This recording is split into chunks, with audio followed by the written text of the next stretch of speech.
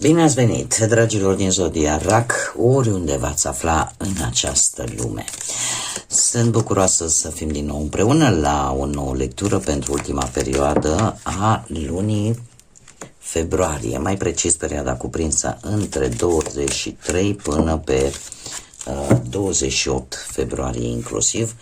Așa că, dragii mei, toți cei care aveți nu doar soarele, ci și luna, Venus sau poate ascendentul în Zodia Rac, această lectură este de asemenea și pentru voi, cu precizarea de a nu uita totuși că este o lectură general colectivă, așa că vă rog să luați decât ceea ce va rezona cu voi.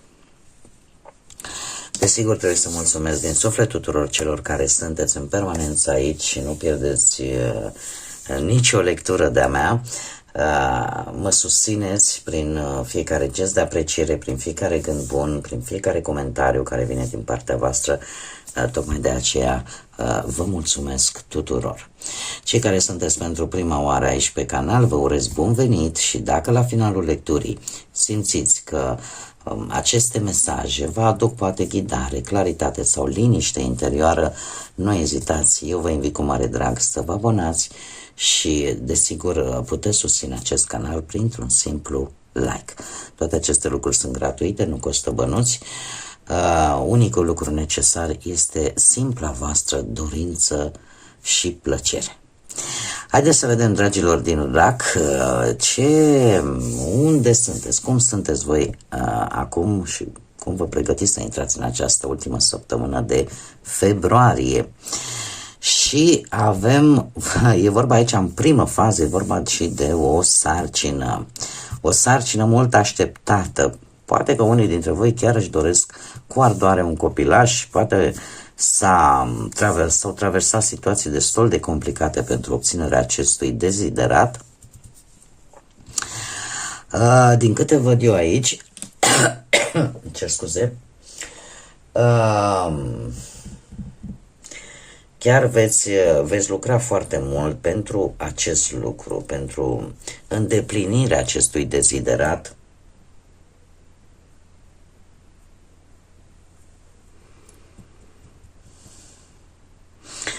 Ce este și un pic și mai interesant ar fi faptul că dacă nu vorbim de această situație cu sarcina, putem, acum nu toată lumea vrea să facă copii, sunt chestii punctuale, dar mai putem vorbi de cineva care cumva încearcă să vă impresioneze așa, să iasă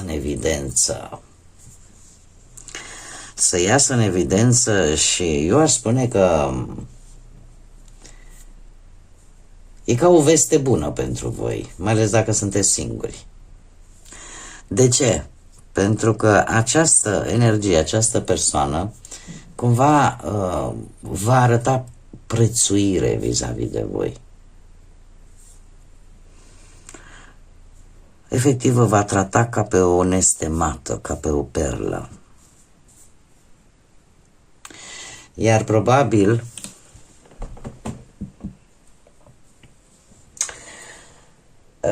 voi n-ar trebui să, cum să spun eu, să nu acceptați pentru simplu motiv că vă vedeți defectele sau considerați că defectele voastre sunt prea mari și să spui, n-am cum să merit eu așa ceva pentru că, uite, încep să te analizezi, să-ți faci autocritica. Dar în același timp, elanul pe care îl vedem aici, să știți că ne vorbește foarte mult de a ne accepta așa cum suntem. Atât cu calități, cât și cu defecte. Pentru că una fără alta nu ne-ar ajuta să facem diferența până la urmă. Nu? Yin și yang, alb și negru. Dacă n-ar exista și la nivel biologic, la nivel genetic, dacă n-am avea atât părți feminine cât și masculine, organismul n-ar putea să funcționeze ca un ceas elvețian. Așa că acceptați-vă și nu încercați să vă faceți autocritica și să vă puneți zeci de mii de întrebări, și asta numai pentru simplu fapt că există o energie care efectiv chiar te poate prețui, așa, cu defectele și calitățile fiecăruia. Ce mai vreau eu să spun, asta mai mult pe parte sentimentală, dar și vreau să mai spun un lucru, și anume faptul că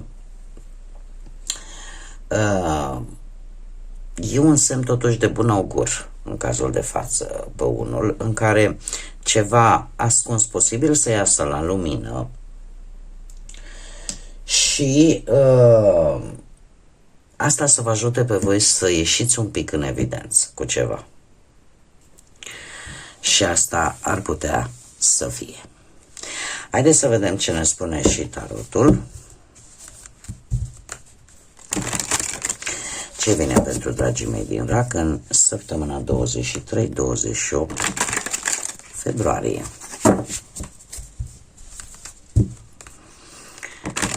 Nu uitați, dragii mei, am publicat deja lecturile generale pentru toate cele 12 zodii pentru luna martie. Le găsiți pe canal.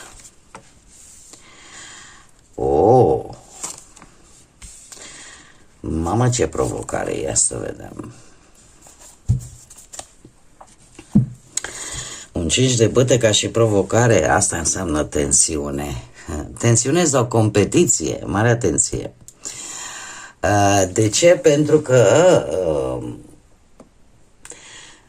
ori e vorba de o conviețuire la comun cu alte persoane sub același acoperiș și indiferent de natura legăturii dintre voi, că sunteți familiari, că nu sunteți, e posibil să trebuiască să aveți multă răbdare în această săptămână, pentru că e posibil să izbucnească așa un conflict sau niște neînțelegeri, niște discuții în contradictoriu cu persoane diferite, cum de asemenea putem vorbi de acest conflict de care tocmai am vorbit cu voi înșivă, în care spui acu e bine, acu nu e bine, dar de ce nu e bine, și intervine acel conflict intern cu păreri poate chiar vis-a-vis de voi. Alții pe partea muncii ați putea avea parte și de niște jocuri destul de murdare la locul de muncă. Voi continua să vă faceți treaba bine, pentru că și cât se poate, nu știu, să încercați să nu participați foarte mult la aceste tensiuni. Veți fi provocați, dar încercați pe cât posibil, nu știu, să evitați, să vă păstrați calmul. Dacă vorbim de bănuți, posibil bănuții să fie un pic la limită și poate chiar să nu puteți plăti ceea ce aveți de plătit, așa că nu riscați pe investiții, pe tot felul de, nu știu, cumpărături neesențiale, să zic așa, sau alte cheltuieli care v-ar putea dezechilibra și mai mult. Dacă vorbim de relații, la fel, vorbim de tensiuni, dar provocate cumva de alte personaje. Așa că, indiferent cum vi se cere să vă păstrați calmul, să vă păstrați măsura, asta ar fi provocarea pentru voi în această săptămână. Cum și cei singuri, e posibil să fie interesați de aceeași persoană care este ca un magnet, așa, are mai mulți pretendenți sau pretendente. Și să intrați așa într-o competiție pentru a cuceri inima cuiva. Acum, resursele voastre, să știți că nu sunt rele, cupajul ăsta de bâte, de monede, îmi cer scuze. De ce? Pentru că vei începe să sapi după informații. Cred că punctul forte, de fapt, este obținerea de informații, multe din ele chiar necesare. Asta pentru a putea face aceste provocări, ori pur și simplu, ori pentru unii dintre voi, nu știu, uite, pe planul muncii, vreți să scăpați poate din mediul ăsta destul de conflictual și atunci ce faceți? Mă duc și studiez, nu știu, mă apuc de alt curs, îmi propun un nou început profesional, unde chiar dacă îndeplinesc mai multe cerințe, totuși pot să-mi construiesc propriul viitor, să zicem, la nivel profesional. Veți începe să faceți planuri, ceea ce nu este rău, și cu predilecție cei care aveți poate și zodii de pământ pe ascendentul vostru, Taur, Fecioară sau Capricorn. Dacă vorbim de bănuți, tocmai pentru a trece peste această provocare, vă cunoașteți valoarea și atunci ori faceți o renegociere a salariului, iar chiar dacă voi nu primiți, cumva sunteți dispuși, bun, că e posibil să vină promisiuni. Sunteți dispuși, aveți răbdare. De ce? Pentru că știți că într-un fel sau altul tu vei obține o anumită recompensă.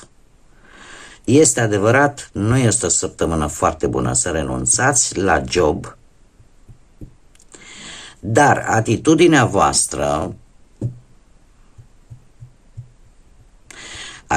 voastră va duce la acest 8 de bâte.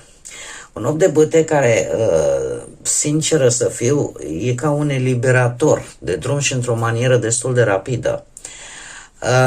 Cumva energia voastră, voi mergeți către o energie constructivă și asta este un lucru bun.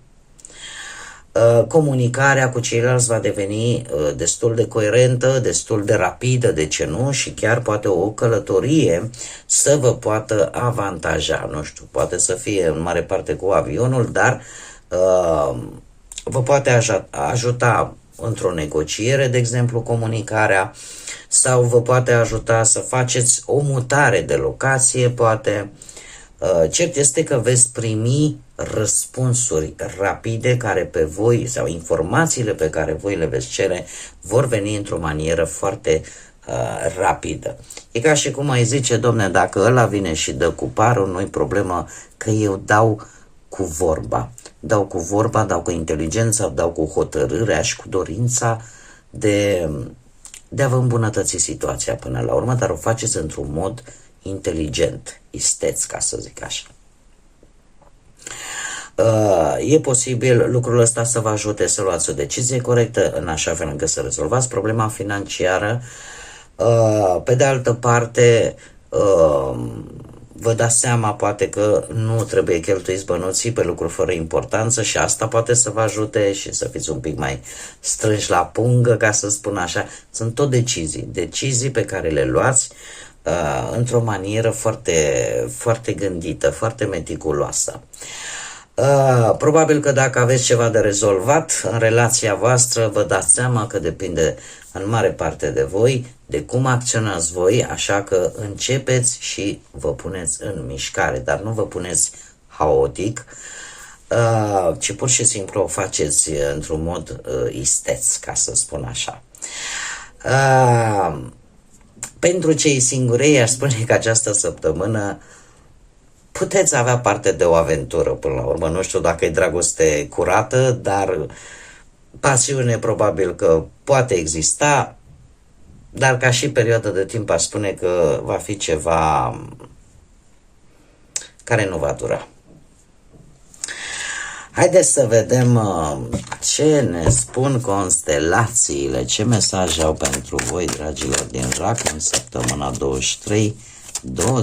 februarie. Care este mesajul pentru dragii mei din RAC în această ultimă săptămână de februarie? Hopa, hopa, hopa. Și avem, ce să vezi, ia uitați, încă o dată avem pe unul. Încă o dată avem pe unul care ne spune așa: frumusețe, mândrie și încredere. Apreciază frumusețea vieții, fă-ți afirmații, arată-ți talentele, menține-te încrezător, încrezătoare și ai credință, crede de fapt în speranță. Nu e întâmplător, nu? Ne-a apărut și în oracolul ceștii de cafea, acum îl avem și aici în oracolul constelațiilor. De fapt este în mare parte cred că vorbește foarte mult de această carte. și de abordarea asta inteligentă care contează foarte mult în această săptămână.